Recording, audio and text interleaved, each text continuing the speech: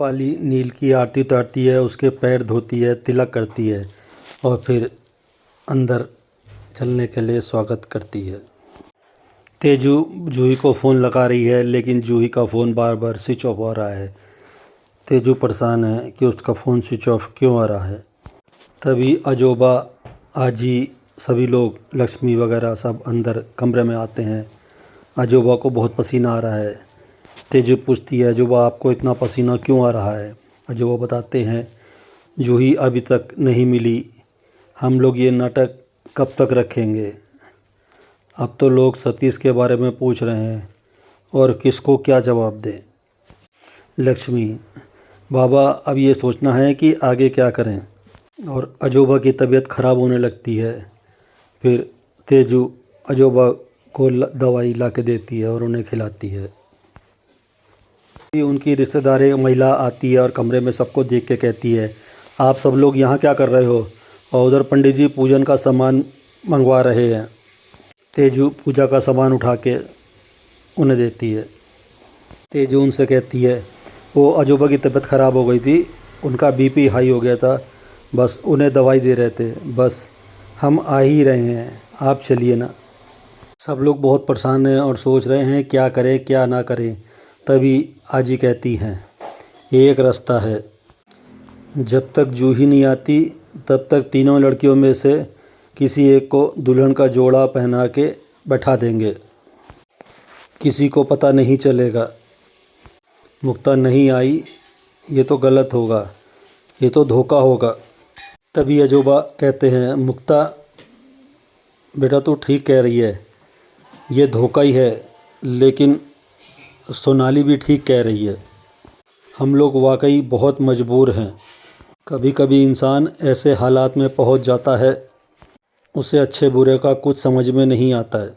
मुझे नहीं लगता इसके अलावा कोई और रास्ता है, अगर है तो कोई मुझे समझाए बताए। लक्ष्मी, ज़्यादा सोचने की ज़रूरत नहीं है, आई बाबा ठीक कह रहे हैं। लक्ष्मी प्राजू से कहती है, तू जल्दी से जा, शादी का जोड़ा पहन के तैयार हो जा। प्राजू, आप मजाक कर रहे हो ना मेरे साथ। तभी प्राजू कहती है, आई मेरे से नहीं होगा, मेरी पढ़ाई बाकी है अभी, मैं नहीं कर सकती ये। प्राजू अपने अजोबा से भी कहती है, अजोबा मेरी पढ़ाई बाकी है, मुझे कॉलेज जाना है, मुझे मत करवाइए, मुझसे नहीं होगा। सब लोग आदिति को भी मना कर देते हैं। फिर सब लोग तेजू को देखने लगते हैं। तेजू सबकी आंखें देख के, आप सब लोग मेरी तरफ क्या देख रहे हो, तेजस्विनी को ही भेजना पड़ेगा, आजी कहती हैं, वो समझदार है, वो सब संभाल लेगी। अजोबा, हाँ इसकी कदकाठी भी उससे मिलती जुलती है, किसी को शक नहीं होगा। तेजू कहती है, अजोबा ये गलत है, हमें उन्हें यहाँ की सिचुएशन बतानी होगी, उन्हें समझाना होगा। अजोबा, तू क्या चाहती है, हमारे घर की इज्जत नीलाम हो जाए, लोग हमारे ख़ानदान के नाम पे थू थू करें। जूही के बाद घर में तुम 3 बच्चियाँ हो, लोगों को पता चला कि शादी वाले दिन लड़की घर छोड़ के भाग गई थी, कोई तुम्हारा हाथ नहीं थामेगा। इसलिए अगर आज हमने ये झूठ नहीं बोला तो कल को इस घर की किसी लड़की की डोली नहीं उठेगी, तुझे ये बात माननी पड़ेगी। अजोबा मुक्ता से, मुक्ता तो मुझे सिर्फ बाबा कहती है या मानती भी है। तो बाबा क्या कह रहे हो, आप मेरे पिता समान हो और ये मेरा परिवार है, फिर आज अपने बाबा की बात मान ले, अजोबा मुक्ता से कहते हैं। तेजस्विनी को तैयार करवा के बाहर ले आ। तेजू और मुक्ता मना करते हैं तो अजोबा कहते हैं, बस यही तेरा अपनापन है, आज हमारे परिवार पे मुसीबत आई तो तुम लोगों ने पल्ला झाड़ लिया। तभी लक्ष्मी, मुक्ता तू मना क्यों कर रही है, हम शादी करने के लिए नहीं कह रहे, खाली जूही की जगह लेने को कह रहे हैं। तेजू कहती है, बड़ी आई ये धोखा है, हमें लोगों को धोखा नहीं दे सकते।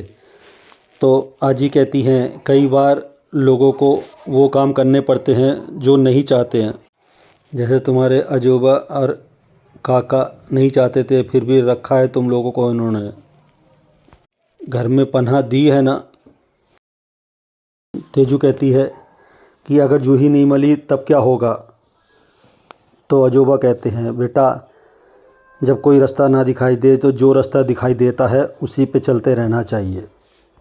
फिर लक्ष्मी ज़बरदस्ती तेजू को मेकअप करने के लिए कुर्सी पे बैठा देती है।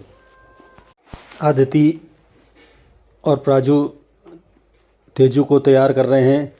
तभी अदिति कहती है, शायद मैं जानती हूँ जूही के भागने की वजह।